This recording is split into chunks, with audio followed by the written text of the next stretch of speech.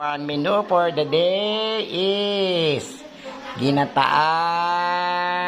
labong. Ayan. Ito po ay sinulbutan na. Ayan. Yan yun. Sinulbutan na yan. Ayan. Paggagata ng niyog.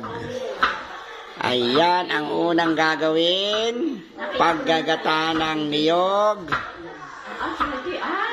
Ilalagay sa ginataang labong with sardinas. Ayan. Ayan.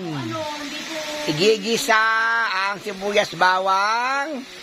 Then, ilalagay na si sardinas. Ayan.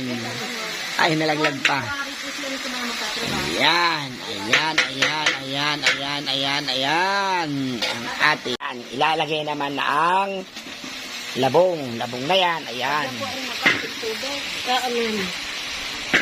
Ilalagay na yung labong. Ayan. Ako, si labong. Ayan. And ito ang labong.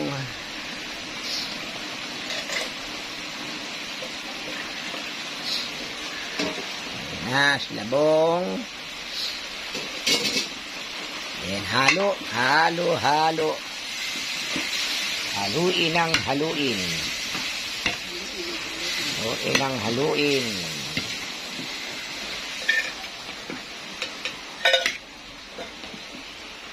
Ng kaunting suka. Ayan, nilagyan ng kaunting suka. Pagkalagay ng suka, dapat ay hindi hinahalo. Ayan.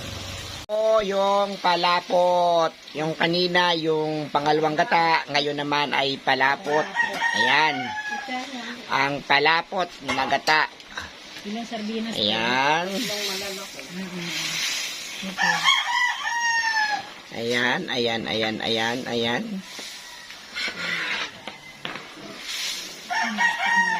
Hahayaan na medyo lumapot-lapot. Siguro ay mga 15 minutes yan. Luto na. Ayan. Siya.